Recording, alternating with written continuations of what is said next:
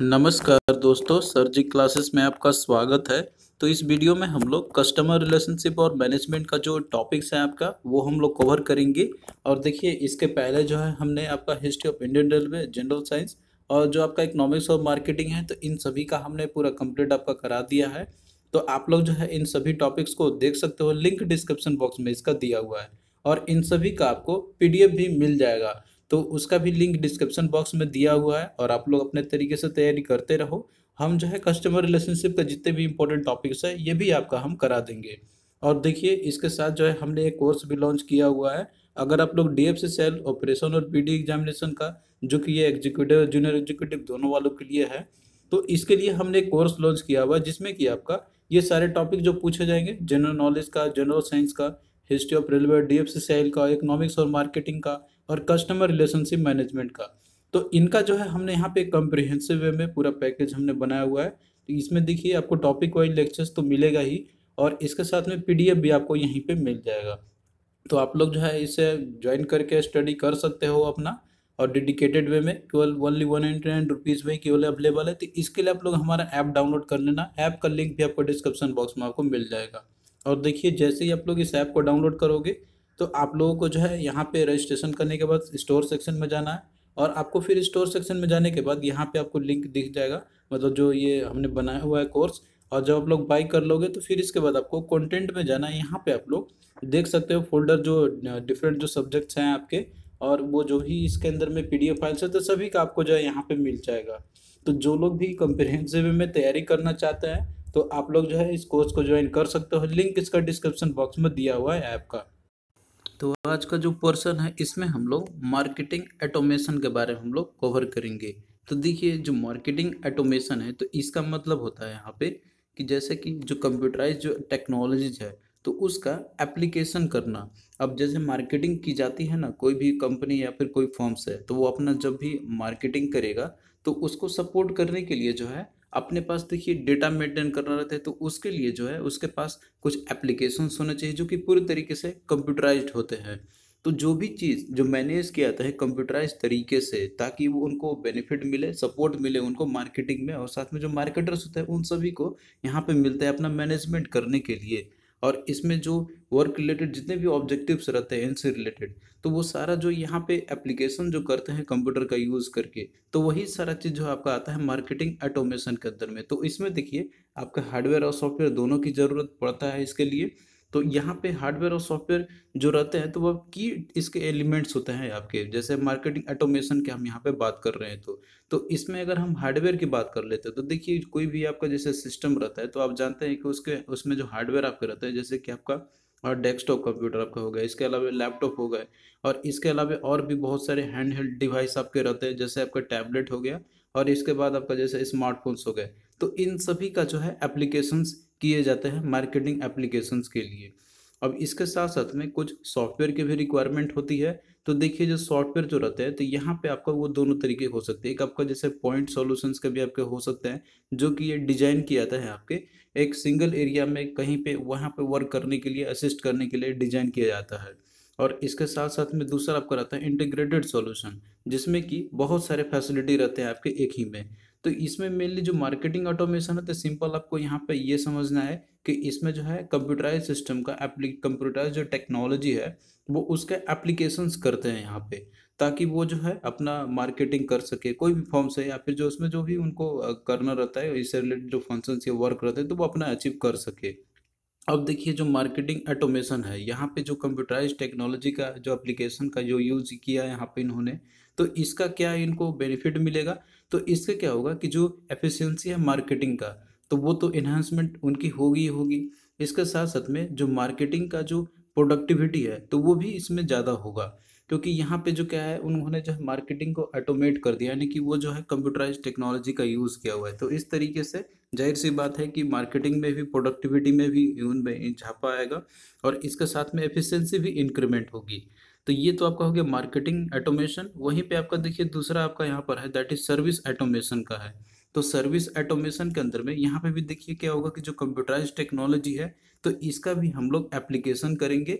तो इसमें mainly service में करेंगे, जैसे कि आपका रहता है जो स्टाफ सर्विस होते हैं, स्टाफ सर्विस को सपोर्ट करने के लिए और साथ में जो मैनेजमेंट जो करने होते हैं, तो मेनली उन सभी के चीज़ों में जो यूज़ किया आता है आपका कंप्यूटराइज्ड टेक्नोलॉजी का, तो ये आपका आता है सर्विस ऑटोमेशन के अंदर में आपका आ जाएगा। तो मेनली इसमें रहेगा आपका कि सर्विस स्टाफ को सपोर्ट करने के लिए हो गए। तो देखिए यहाँ पे आपने जो है अभी पढ़ा मार्केटिंग ऑटोमेशन और सर्विस ऑटोमेशन के बारे में। तो इसमें देखिए जो कंप्यूटराइज्ड टेक्नोलॉजी होते हैं तो उसका जो है एप्लीकेशन का यूज़ किए आते हैं। तो अब देखिए यहाँ पे जो ये यूज़ तो किए जा रहे हैं, तो इसके लिए एक डेटाबेस होती है, यानी कि जो डेटा है इनका कस्टमर का या फिर जो भी गुड्स और सर्विसेज है, तो उन सब का जो है अपना एक डेटाबेस तैयार करके रखते हैं। तो यहाँ पे जो है हम लोग डेटाबेस के बारे में हम लोग देखेंगे। और इससे रिलेटेड जो एक इम्पोर्टेंट टॉपिक है आपका इसमें से पूछा जाता है, तो वो है आपका डीबीएमएस का। तो ये जो है हम लोग इसमें एक शॉर्ट में इसको कवर कर लेंगे हम लोग। तो देखिए डेटाबेस जो है, तो ये एक ऑर्गेनाइज कलेक्शन होता है। कोई भी जैसे इन्फॉर्मेशन जो होते हैं, कोई भी कंपनी का इन्फॉर्मेशन आपका हो गया, मे भी कस्टमर का इन्फॉर्मेशन हो गया, गुड्स का इन्फॉर्मेशन हो गया, या प्राइसेस का, या फिर जो भी उनका मार्केटिंग चल रहा है, तो ये सारे चीज़ों का जो है एक कलेक्शन रहता है, डिफरेंट डिफरेंट इन्फॉर्मेशन का एक स्ट्रक्चर्ड किया हुआ रहता है। तो मेनली एक ऑर्गेनाइज वे में रहता है, यहाँ पे ऐसा नहीं कि रेंडमली कैसे भी आपका हो जाए। तो यहाँ पे जो है ऑर्गेनाइज वे में जो स्ट्रक्चर्ड इन्फॉर्मेशन का या फिर डेटा का हो गया आपका, तो जो उसकी कलेक्शन जो रहती है, जो कि इलेक्ट्रॉनिक, इनको जो है इलेक्ट्रॉनिकली स्टोर की जाती है, तो इनको बोलते हैं हम लोग दैट इज डेटाबेस। तो ये जो है आपका कंप्यूटर सिस्टम के अंदर में ही आपका जो है ये स्टोर हो सकता है, क्योंकि देखिए जो डेटा है तो उनको तो हम लोग लिख के तो रख नहीं सकते हैं, रिकॉर्ड में कॉपी मेंटेन करके तो रख नहीं सकते हैं, बड़े बड़े जो फॉर्म्स या कंपनीज है, तो वो जो है अपना कंप्यूटराइज सिस्टम में सारा का सारा डेटा को अपना स्टोर करके वो रखते हैं। तो इस तरीके से देखिए यहाँ पे जो है जो डीबीएमएस है आपका, तो यूजुअली इनका यूज़ क्या था, डीबीएमएस का यूज़ क्या आता है इतने सारे डेटाबेस को तैयार करने के लिए, डेटाबेस को मेंटेन करने के लिए। तो ये जितने भी डेटाबेस है, मतलब कि जो डेटा होता है इन्फॉर्मेशन का डेटा, इसके अलावा कस्टमर के जो भी इंफॉर्मेशन रहते हैं, तो इन सभी को यहाँ पे देखिए एक डेटाबेस की मदद से कंट्रोल किया था, जो कि आपका है जो डीबीएमएस है, that is database management system. तो जितने भी देखिए कंपनी जो रहते हैं वहाँ पे, तो उनके पास देखिए मल्टीपल कस्टमर्स रहते हैं। एक तो कस्टमर का डेटाबेस तो उनके पास होता नहीं है, तो उनके पास जैसे एक तरीके से मल्टीपल जो कस्टमर्स है, बहुत सारे कस्टमर्स होते हैं, तो उनसे रिलेटेड जो डेटाबेस अपना जो तैयार करते हैं, तो उसके लिए अपने पास देखिए एक तरीके का अरेंजमेंट करते हैं, जो कि आपका डीबीएमएस है। मतलब ये एक तरीके का एक अरेंजमेंट है जो रो और कॉलम्स के बेसिस पे इसमें डेटा का ऑर्गेनाइजेशन किए जाते हैं आपके, और डिफरेंट डिफरेंट जैसे कॉलम और रोज है, तो उसमें डिफरेंट कस्टमर का उनका डिफरेंट कैटेगरी में स्टोर करके रखी जाती है इंफॉर्मेशन। तो यहाँ पे पहले हम लोग डेटाबेस जो डीबीएमएस है उसको समझने पहले हम लोग डेटाबेस के बारे में और टाइप्स ऑफ डेटा जो है ये हम लोग समझेंगे। इसके बाद आपका जो है टॉपिक पे क्लियरिटी आपका और अच्छे से हो जाएगा। तो देखिए जो डेटाबेस जो आपके रहते हैं, तो ये जो है कस्टमर से रिलेटेड डेटा को ये सारे कैप्चर कैप्चर करते रहते हैं। तो ये देखिए इनके डिफरेंट पर्सपेक्टिव से भी अपने डेटा को इकट्ठा करते रहते हैं, जैसे कि सेल्स से रिलेटेड हो गया कि कितना सेल्स हुआ, इसके अलावा मार्केटिंग जहाँ जहाँ पे की गई तो वहाँ पे कैसा परफॉर्मेंस रहा, क्या नहीं रहा। तो ये सारा चीज़ भी जो है स्टोर किए हुए रहते हैं इस डेटाबेस के अंदर में। इसके अलावा सर्विस से रिलेटेड लॉजिस्टिक्स और साथ में जो अकाउंट जो होते हैं, तो इन सभी का एक डेटा रहता है इनके पास में। अब यहाँ पे देखिए जो डेटाबेस जो रहता है यहाँ पर, तो ये देखिए डिफरेंट तरीके से ये स्टोर्ड रहते हैं कंप्यूटर के अंदर में। अब यहाँ पे देखिए ये डिफरेंट तरीके में भी हो सकता है, मतलब कि वो डिफरेंट डिफरेंट कंडीशंस के लिए में भी आपका हो सकता है। जैसे कुछ कैंपेन रिलेटेड डेटा हो सकता है, कुछ इंक्वायरी से रिलेटेड हो सकता है, तो इनको अलग रखा जाता होगा। कुछ डिलीवरी से, कुछ बिलिंग से रिलेटेड डेटा होंगे। तो ये सारे इतने सारे जो डेटा रहते हैं, तो इनका एक डेटाबेस तैयार करना रहता है। तो देखिए जो डेटा जो रहते हैं आपके, जैसे कि डेटाबेस कंपनियों के लिए, तो वो तो अपना एक और वेल ऑर्गेनाइज वे में वो रखते हैं यहाँ पे। तो इस तरीके से देखिए जो डेटा जो आपका रहता है ना, तो ये दो तरह का, एक आपका आता है स्ट्रक्चर्ड डेटा, दूसरा आपका रहता है अनस्ट्रक्चर्ड डेटा। तो यहाँ पे नाम से ही आपको पता चल जा रहा होगा कि इन दोनों में डिफरेंस क्या है, तो इनको भी हम यहाँ पे समझेंगे कि स्ट्रक्चर्ड डेटा और जो आपका दिया हुआ है इसमें अनस्ट्रक्चर्ड डेटा वो कौन कौन से होते हैं। तो सबसे पहले हम यहाँ पे जो है स्ट्रक्चर्ड डेटा के बारे में हम लोग स्टडी करेंगे। तो देखिए जो डेटा आपका स्ट्रक्चर के मतलब कि जो स्ट्रक्चर्ड वे में रहता है, यानी कि जो फिक्स्ड नेम जो रहते हैं उसके, जैसे कि अब देखिए रो और कॉलम में जब रखा जाता है डेटा को लिखा जाता है इसके अंदर में, तो इनका एक स्पेसिफिक तरीके से लिखा जाएगा। अब जैसे कि देखिए ये रिकॉर्ड आपका रहता है, मतलब कि कोई भी ऐसे फील्ड है, फील्ड आपका देखिए ये जो रो इस तरीके के जो आपके कॉलम जो रहते हैं बनाए हुए रहते हैं, मतलब कि जो डीबीएमएस के अंदर में, तो इनको देखिए बोला जाता है मतलब कि फील्ड रहते हैं एक्चुअली में ये सारे के सारे आपके। और इनका जो है रिकॉर्ड के अंदर में रखा है, यानी कि फाइल के अंदर में इनको रखी जाती है। तो इनको बोलते हैं हम लोग स्ट्रक्चर्ड डेटा, यानी कि एक फिक्स तरीके से नाम के साथ में रखा जाएगा ताकि उसको इजिली आइडेंटिफाई किया जा सके। तो ये आपके हो गया, दैट इज स्ट्रक्चर डेटा। तो स्ट्रक्चर देखिए, इसमें जो प्री डिफाइंड मॉडल होते हैं इसके, यानी कि इनका जो है एक स्पेसिफिक जो फाइल होगा तो उसी के अंदर में डेटा को, मतलब जो फील्ड है उसी के अंदर में वो डेटा रखा जाएगा। अब जैसे आप यहाँ पे देख सकते हैं कि इसमें जो है कोई पर्सन्स का दिया हुआ डेटा तो उससे रिलेटेड उसी का ही रहेगा। ऐसा नहीं कि इस कॉलम के अंदर में किसी दूसरे पर्सन का डेटा जो है वो रखा जाएगा, तो इसमें केवल उसी का ही रहेगा। तो ये क्या हो गया, एक तरीके से स्ट्रक्चर्ड वे में रखा गया हुआ है। और अगर मान लीजिए कि इसी में किसी दूसरे पर्सन का रख दिया जाए तो इससे क्या होगा कि जो डेटा है तो वो क्या होगा, अनस्ट्रक्चर्ड हो जाएगा, ताकि उससे फिर दिक्कत होगी कंपनियों को ही आइडेंटिफाई करने में कि एक्चुअली में मेरा कौन सा और मेरा कौन सा नहीं है। तो ये होता है आपका that is structured data.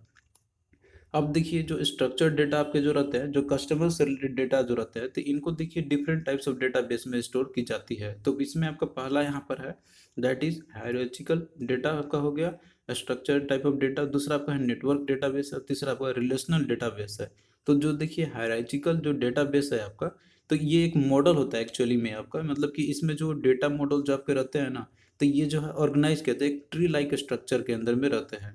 Tree like structure देखिए, ट्री लाइक स्ट्रक्चर में आपको क्या रहता है कि मतलब जो इन्वर्टेड ट्री लाइक स्ट्रक्चर रहता है जिसमें कि रूट आपका ऊपर में रहेगा और बाकी जो स्टेम जो रहते हैं इससे रिलेटेड बाकी सारे डेटा रहते हैं आपके। तो इसमें पेरेंट चाइल्ड का नोड्स मतलब रहते हैं, एक तरीके से रिलेशनशिप रहता है यहाँ पर, जिसमें कि एक आपका पेरेंट नोड रहेगा ऊपर में और उससे रिलेटेड आपके जो है दो इसके चाइल्ड रहेंगे, उसके फर्दर और चाइल्ड इसके हो सकते हैं। मतलब इस तरीके से डेटा को अरेंजमेंट किया था। जैसे मान लीजिए कि कोई कंपनी है, उसने अपना शूज़ का जो है एक अपना डेटाबेस तैयार किया हुआ है एक हायरार्चिकल डेटाबेस के अंदर में। तो इसमें वो क्या करेगा, विमेन शूज़ को अलग रखेगा और मेन शूज़ को अलग रखेगा। अब इसके बाद भी देखिए यहाँ पे विमेन शूज़ के अंदर में भी फिर से और कैटेगरी होंगे कि जैसे कुछ शूज़ होंगे जो हाई हील्स के होंगे और कुछ जो होंगे वो बेलिस टाइप के होंगे। उसी तरीके से मेन शूज़ के अंदर में भी कैटेगरी होगा, कुछ स्पोर्ट्स शूज़ होंगे और कुछ जो है वो होंगे आपके कैजुअल्स या स्नीकर्स टाइप के होंगे। तो ये देखिए क्या हो गया, एक तरीके से एक इन्वर्टेड ट्री लाइक स्ट्रक्चर में है। तो ये जो डेटाबेस तैयार किया गया इस तरीके से, तो ये है आपका दैट इज हायरार्चिकल डेटाबेस है।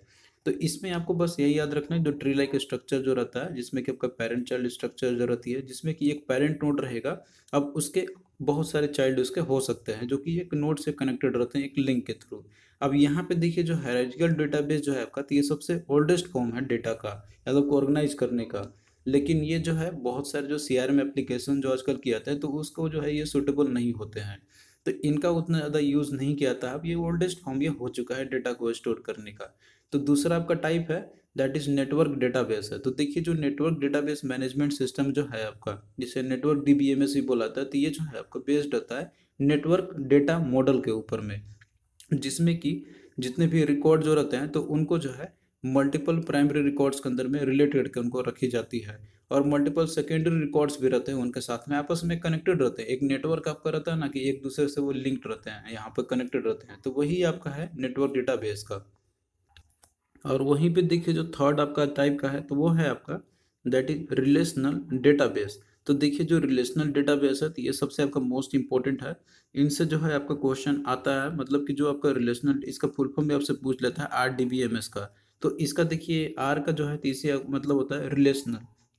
तो रिलेशनल डेटाबेस मॉडल है, तो इसके अंदर में देखिए जो रहता है आपका यहाँ पर कि जो डेटा स्टोर रहते हैं तो वो टेबल्स के फॉर्म में अरेंजमेंट किए हुए रहते हैं। तो टेबल्स में देखिए आपका क्या रहता है, एक रोज और कॉलम आपके रहते हैं इसके अंदर में।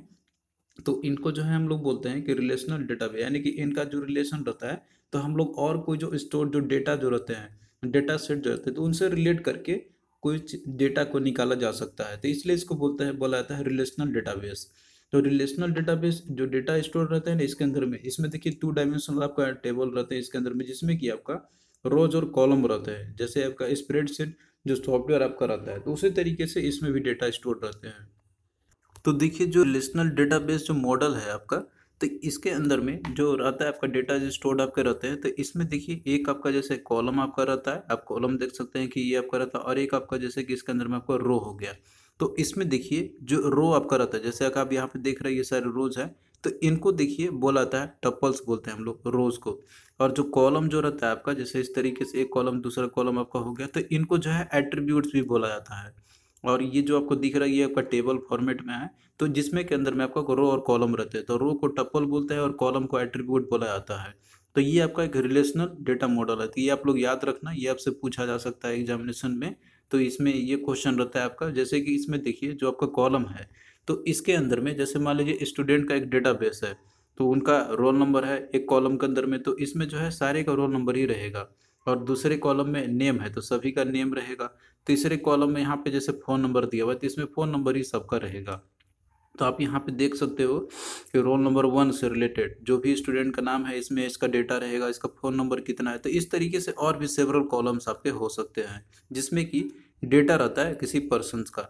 तो इस तरीके से देखिए और भी डिफरेंट डिफरेंट ऑर्गेनाइजेशंस के लिए, कॉलेजेस के लिए अपना अपना जो है एप्लीकेशंस करते हैं इस सब का यूज़ करके। तो मेनली जो रिलेशनल डेटाबेस है आपका, तो ये जो है एक स्टैंडर्ड आर्किटेक्चर होता है सीआरएम के लिए, सीआरएम के एप्लीकेशंस के लिए। और सीआरएम एप्लीकेशंस के लिए नहीं, इनफैक्ट ये जो है आपका ये हर जगह यूज़ किया जाता है, जैसे कि आपका कॉलेजेस में भी, हॉस्पिटल्स में भी, हर जगह आरडीबीएमएस का ही अधिकतर यूज़ किया जाता है। और इसमें के अंदर में जो स्ट्रक्चर्ड डेटा का ये यूज़ करता है, क्योंकि देखिए डेटा जब आपका एक स्ट्रक्चर्ड वे में रखा जाता है इसके अंदर में, ताकि जो है उसको हम लोग ईजिली आइडेंटिफाई कर सके। अब दूसरा वहीं पे देखिए डेटा का जो टाइप आपका है तो वो है अनस्ट्रक्चर्ड डेटा टाइप।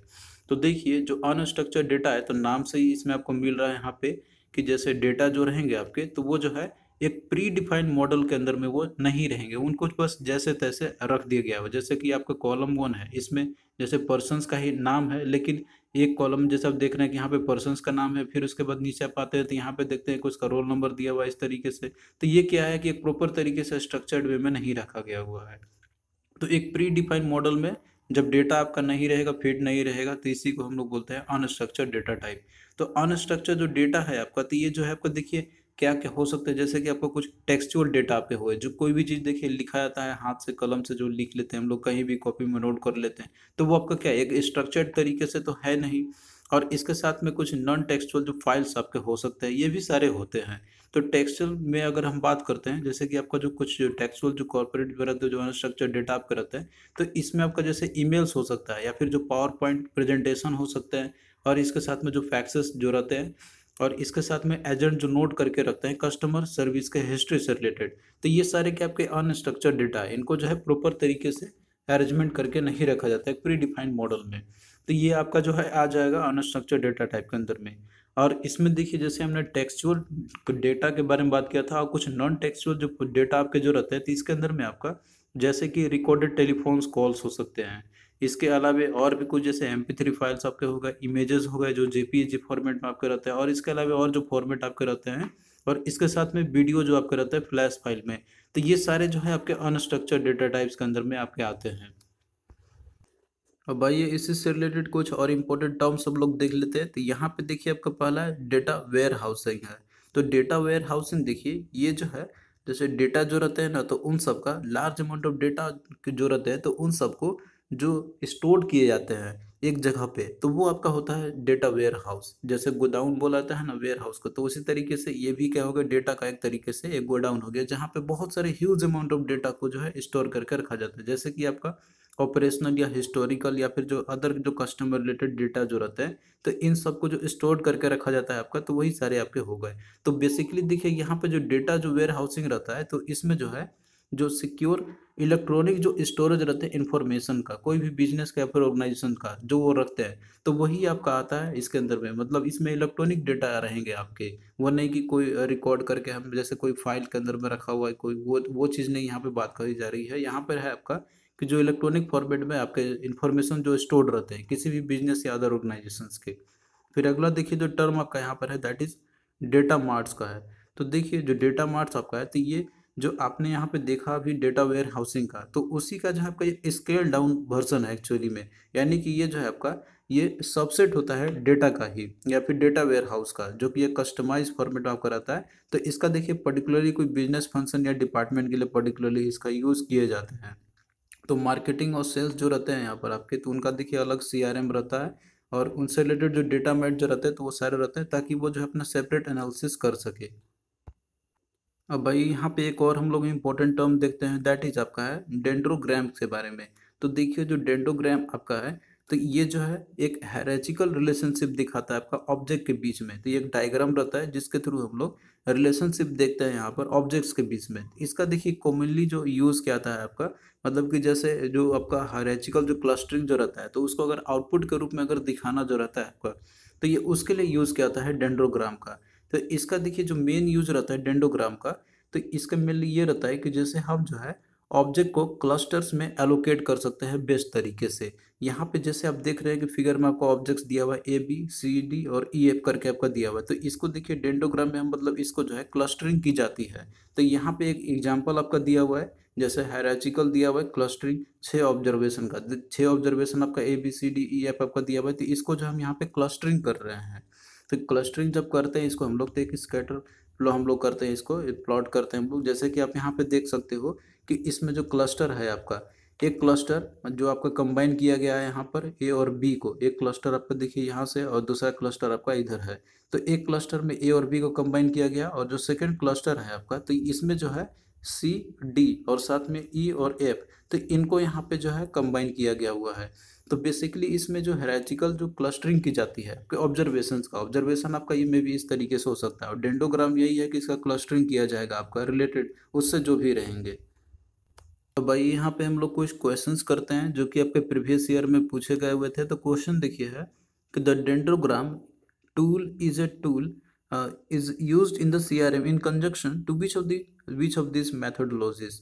तो इसमें देखिए आपको वही क्वेश्चन पूछा गया था कि जो डेंड्रोग्राम जो टूल आपका है जो कि सीआरएम में इसका यूज़ किया जाता है, तो ये जो है कौन से मेथोडोलॉजी के लिए यूज़ की जाती है। तो इसमें देखिए आपको दिया हुआ discriminant analysis, cluster analysis, regression और पैरेटो एनालिसिस। तो इसका आंसर आपका राइट आंसर ऑप्शन 2 आपका हो जाएगा, दैट इज क्लस्टर एनालिसिस। तो क्लस्टर एनालिसिस के लिए जो है डेंडोग्राम टूल यूज किया जाता है, जो कि आपने अभी देखा था यहाँ पे। फिर अगला देखिए क्वेश्चन है आपका कि in a CRM database a set of information is stored in a row of the database and pertaining to one customers is called।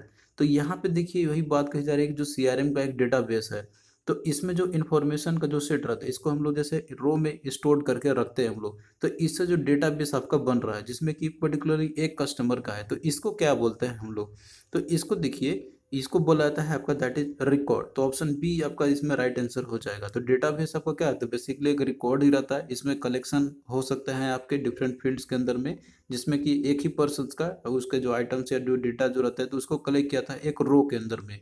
तो यहाँ पे आप देख सकते हो कि जैसे रिकॉर्ड आपका रखा गया हुआ है डिफरेंट पर्सन्स का। यहाँ पे जैसे आपका मिकले है, इसके बाद बैट है, तो इसका आप देख सकते हो ना कि इसका लास्ट नेम क्या था, एड्रेस क्या है, इसका सिटी क्या है, एज इसका कितना है। तो ये देखिए इनको जो है एक रो में रखा गया हुआ है। तो इसमें जो डिफरेंट जो रो आपके रहते हैं तो इनको रिकॉर्ड बोला जाता है आपका।